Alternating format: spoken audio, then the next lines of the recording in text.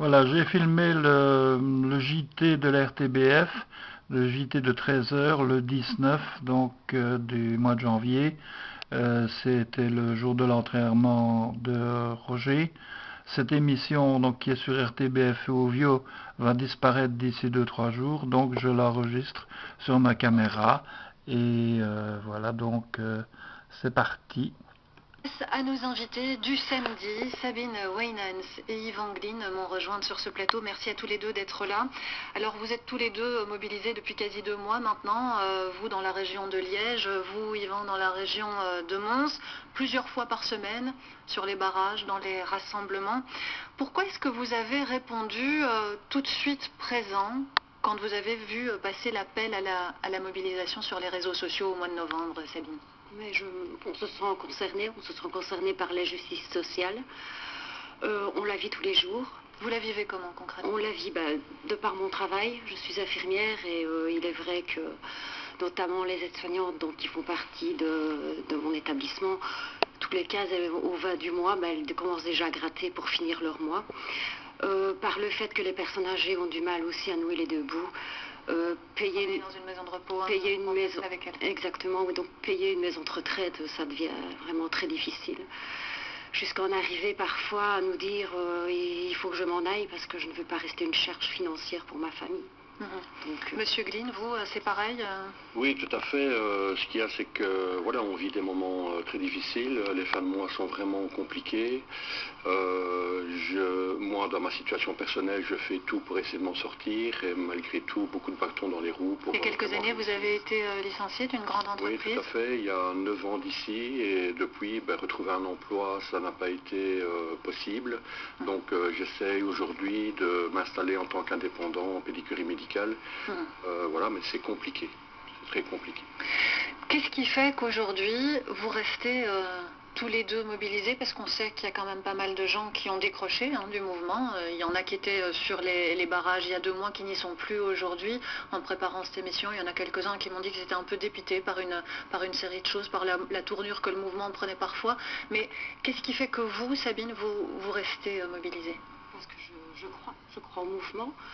Je crois qu'on va y arriver et je crois à la justice sociale. Je suis sûre que c'est faisable. On peut l'instaurer.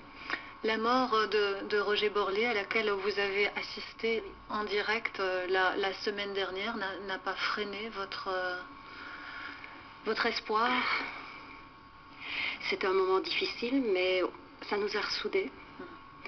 Et on est de plus en plus... On est vraiment hyper solidaires. On est comme une famille. Et on s'organise de façon à ce que ça n'arrive plus. Et on voit à l'instant derrière vous les images des funérailles qui avaient lieu ce matin. Et beaucoup de gens d'ailleurs qu'on a eu au téléphone disent que finalement cette mort les rend plus déterminés, que jamais. Est-ce que vous avez aujourd'hui une idée précise du nombre de gilets jaunes qui restent mobilisés en Belgique? Alors, pas du tout, c'est très compliqué, parce que les groupes sont vraiment épars. Et de plus, aujourd'hui, le mouvement se réunit, enfin voilà, il y a de plus en plus de porte-parole, il y a aussi Bruxelles, il y a les Flamands qui bougent, donc on doit... Oui, très difficile d'estimer. Au niveau des revendications, parce que vous m'avez dit que vous participez aujourd'hui à l'écriture d'une charte de revendications pour faire porter une série de choses, il y a aujourd'hui le référendum d'initiative citoyenne, on en parlera dans un instant avec vous si vous voulez bien, mais on va d'abord regarder en quoi ça consiste avec ce reportage signé Alexis Gonzalez et Jean-François Noulet. C'est l'une des revendications issues du mouvement des Gilets jaunes, le RIC, le référendum d'initiative populaire. Il s'agirait d'inscrire dans la législation la possibilité de permettre à n'importe qui de proposer une mesure, une loi.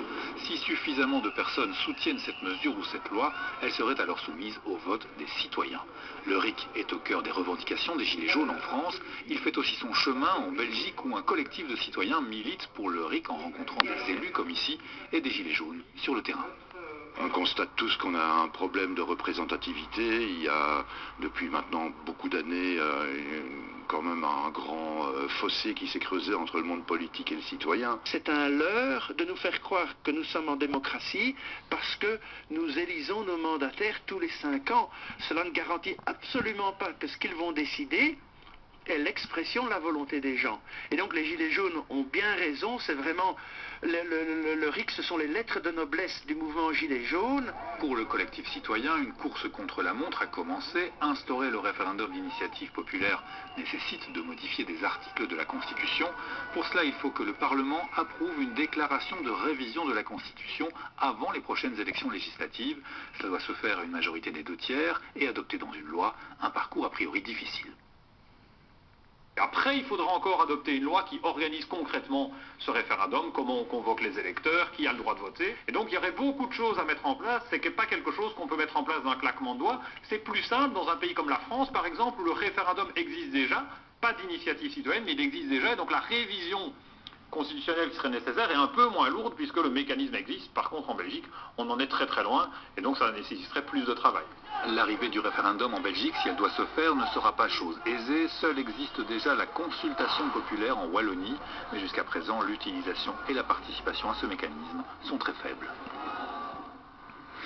Yves Anglin, pourquoi est-ce que vous en faites une priorité aujourd'hui, ce référendum d'initiative citoyenne? Parce que ça permettra de pouvoir gérer beaucoup de choses derrière, hein, que ce soit la justice sociale ou la justice fiscale ou la justice environnementale. Vous avez l'impression que c'est la seule manière de faire entendre la voix des citoyens aujourd'hui? Oui, je pense qu'il faut absolument avoir quelque chose qui permette aux citoyens de pouvoir s'exprimer et pas seulement d'élire des politiques qui vont instaurer des choses qui vont à l'encontre des citoyens. Est-ce que vous ne craignez pas qu'à un moment ça divise la population plus que ça ne la rassemble finalement autour de certaines thématiques? On vient de vivre une situation assez complexe au Royaume-Uni où on voit la population britannique plus divisée que jamais autour de la question du Brexit. Est-ce que vous ne craignez pas, quel que soit l'enjeu dont on parle, que ça divise les citoyens plutôt que ça ne les réunit? Je pense qu'il faut viser l'information en fait. Je pense que si les citoyens sont bien informés, s'ils choisissent en tout état de cause, on restera unis parce que c'est ce qu'il faut en fait, c'est que le mouvement soit uni et je pense qu'en informant bien la population, ils sont complètement capables de faire des choix qui sont cohérents. Vous dites qu'il faut que le mouvement soit uni. Aujourd'hui, on n'a pas toujours l'impression que le mouvement est uni. Ça se travaille. On voit qu'il y a beaucoup de gens qui viennent perturber les rassemblements des Gilets jaunes. Aujourd'hui, il y a l'acte 10 à Paris. On s'attend malheureusement à de nouvelles violences là-bas. Comment est-ce que vous vivez, vous, cette image qui est véhiculée Ça fait beaucoup de tort au mouvement des Gilets jaunes ici en Belgique. On est totalement contre ces méthodes-là. On est contre les extrémistes. On est contre le racisme. Franchement, nous, on combat ça. Quand vous dites on, il n'y a pas dans les gens que vous côtoyez de gens qui tiennent par exemple des propos d'extrême droite ou qui affichent des positions radicales? C'est déjà arrivé, oui, c'est déjà arrivé, mais alors on leur fait bien comprendre que ça n'a pas de place chez nous et que nous, on n'est pas là pour... justement, on n'est pas là pour la division, on est là pour l'union, que l'union fait la force, force et honneur. Monsieur Glyn, ça vous fait peur, ces débordements que vous voyez ça et là? Oui, quelque part, parce qu'en plus, la charte des Gilets jaunes dit bien qu'on est un mouvement qui est pacifique, respectueux des personnes et de l'environnement.